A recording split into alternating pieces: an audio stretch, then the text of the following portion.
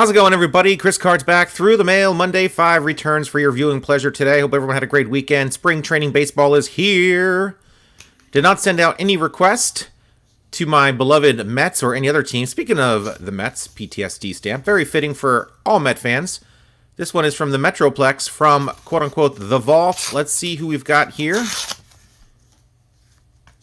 Let's sweetly tear into this and not rip anything inside like I did last week with Mr. Danny Jackson. We've got a blank index card, and we've got a nicely signed signature card. And it is Steve Fireovid. Fireovid. 6-year career, never more than 10 games in a season. He was a pitcher. Started a handful of games, mostly relieved. 31 total games in his career. Had a nice long gap in appearances between 1986 with the Seattle Mariners and 1992 with Texas, his last year in the bigs. And he got a pretty sweet Bowman card out of it, so that was pretty cool. There he is in his Texas Rangers uniform. And there he is with his 1986 Seattle Mariner uniform. So those two cards bookend his career. Not really bookend, but bookend that long stretch of time when he did not have an appearance in Major League Baseball. So pretty cool. Got them both signed. Great signer. And there's his information. That is the way to start another successful Through the Mail on Monday. Let's move on to return number 2. All right, gang. Texas is where this is from. The great state of Texas. Let's tear into this bad boy. Find out who return numero dos is. We've got Raphael Palmeiro. This is another envelope from the Vault. This was back when he was signing for free. Wonder where these cards were. I found them finally. Here they are. Very nice Leaf. Another set I like getting signed is that Leaf set, the 90 Leaf set. Anytime I can get a Ginter signed, I try to get those signed, as well as the 87 Topps Future Stars card for the set. This was back when he was signing for free. Did he expect you to send the money back in the envelope? I don't know if he did or not, but I didn't. There's a little card in there that says, please send $30 per card. I did not do that. Just kind of the honor system. So who better to break the honor system than Raphael Palmeiro? So why not just break it right back at him and use that SASE for another future send-off. There's information. Now, he is not $30 anymore. He has found that perfect supply curve around $20. And, of course, this time, prepay. So I got $20 to sign a card for you if you need to get one for your set signed. Not terribly expensive for the quality of player he was, despite, of course, the controversy surrounding his career. Although he was, a 4-time Gold Glove Award winner, 3-time Gold Glove. He was pretty good. He was a pretty good player. Guy was probably going to be a borderline Hall of Famer without the roids. But you know what? Now you just don't know. So let's move on to return number 3. Thank you, Rafi. Let's move on. Our next return from Traverse City, Michigan. Here we go, guys. Here we go. Return number 3 is going to be 80s. Greg Caterer. Greg Caterer. Nice 10-year career. Beautifully signed Fleer card there. 93 Topps signed there beautifully in blue Sharpie. 91 Topps and 88 Topps. Sent him a grip of cards. He signed them all very nicely. Greg Caterer, nice little relief pitcher. Carved out a nice little career for himself. Played from 87 to 98. 4 years with the Yanks, 3 years with the A's. He did appear in the 1988 World Series for the A's. That's the year they didn't win. And unfortunately, in 89, they shipped him off to the Yankees for Eric Plunk, Luis Polonia, and Ricky Henderson. Got traded for Ricky Henderson in 89. Missed that nice World Championship run by the A's in that year and played for some crappy Yankee teams after that. So kind of missed his ring there. Too bad. So sad. That's what happens, though. Ricky Henderson had a pretty good stay in Oakland. Awesome signatures from Mr. Greg Caterer. He does take a little bit of time to sign. I think this took a while, but he signs nonetheless, which is all we care about here in TTM land. So let's move on now. Return number 3. Sorry, guys. Too much coffee and my tongue gets tied, as you probably know by now if you've watched any of my videos for any period of time whatsoever. Let's move on, guys. Our third return, I think it's our third return, is from Boston, Massachusetts. Boston, Ma.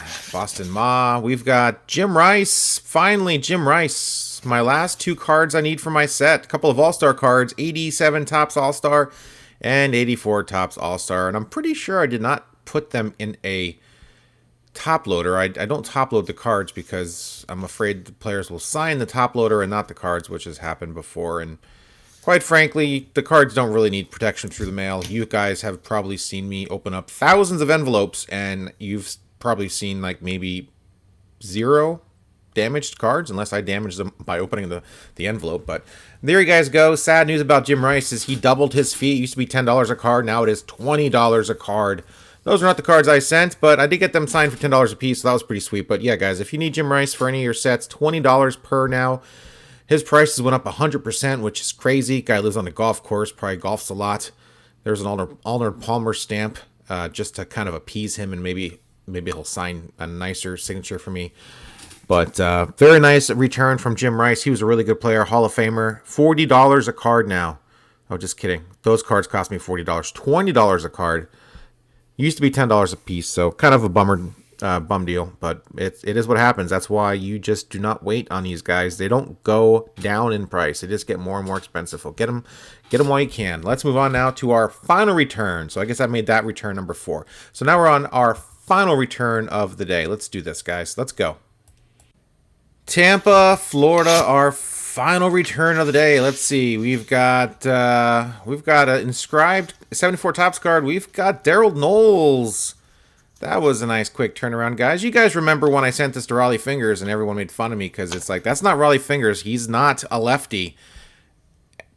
It's Daryl Knowles. And of course, I sent it off to Daryl and he sent it back and I've got it signed finally. So, and he also inscribed it 2-time World Series champ.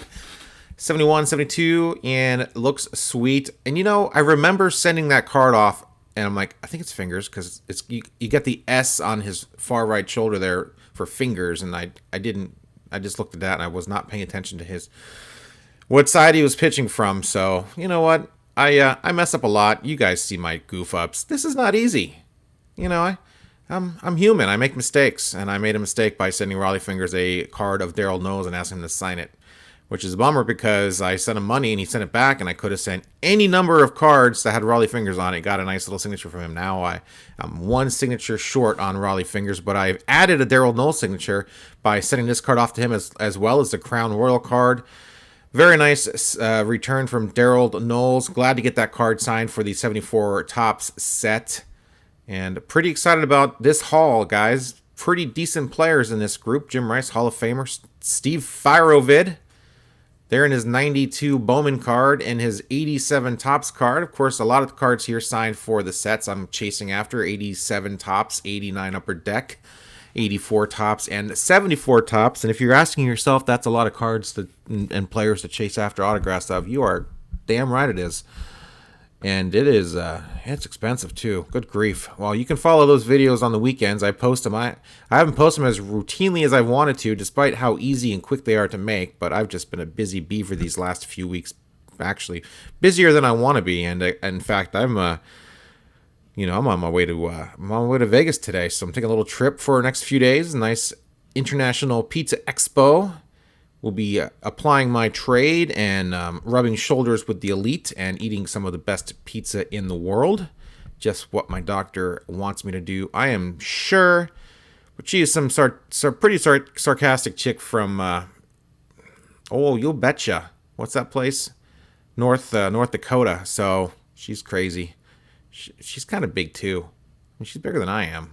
Like, my doctor shouldn't be more out of shape than me, right? Anyways. Well, she's a hoot. Love her accent. It's like watching Fargo. And there you guys go. There are the cards. And spring training is back. I watched the Metaloni's lose yesterday to the Cardinals. But, you know, who cares? It's spring training. And then I saw them win on the radio. I listened to them on the radio on Saturday, I think it was, their first game. And you know what, guys? It's just good to have baseball back. Man, those spring training mics are like on the plate. The crack of the bat is so freaking loud. It's just like it's just great. Everything's great about it. I know I'm not angry about anything anymore. I was cursing a couple weeks ago and I was throwing a fit and I was acting like a child. And I really apologize, guys. I lost my cool, but it's back. I think we're going to get 162 games in this season. Opening day, I think, is April 7th. So it's a shortened spring training. A little bit worried about the pitchers getting stretched out. You know, that's the worst part of spring training is the first few weeks, and you're seeing guys throw 30 pitches. You're like, oh my god, they're trying to stretch them out, and it's just like, just want to see what they have, you know. But it's good. It's good to see what the kids have too, and guys that are going to Triple and Double A, and seeing some of the like Brett Batty on the Mets and Mauricio and a few other their blue chip prospects, and seeing how they do and how they're filling out and looking good. So, just pretty stoked about baseball, guys. And why'd Colorado sign Chris Bryant? Isn't that weird? If they were going to pay a bunch of money to somebody, why didn't they pay a bunch of money to who'd they let go? Arenado? I mean, come on. Doesn't make any sense. What a poorly run franchise. I'm glad Egg moved out of that state. I think that kind of stuff rubs off on the populace. He's in Florida now, safe and sound, bordered by the wildly, well-run Tampa Bay Rays and the Miami Marlins that are now Jeterless.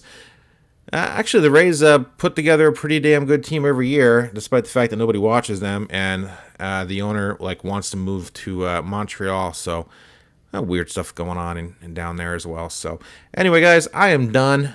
I've got to go. Got a flight to catch, and see if I can hit up a baseball card shop while I'm over there. See if I can do another baseball like a card shop video. Better than my older ones, which they were okay, but I could do better, and I will do better because the more videos you do, the better you get, right? That's hopefully the goal, or hopefully that's the outcome of making 166 of these stupid videos. So TTM videos, that's not counting the other 400 random videos I made of other stuff. So anyway, guys, hope everyone has a great week, and I gotta stop saying I try to cut that out. Just need to cut those out, those little idioms. I think that's right, idioms. And damn, I did it again. All right, guys. See ya.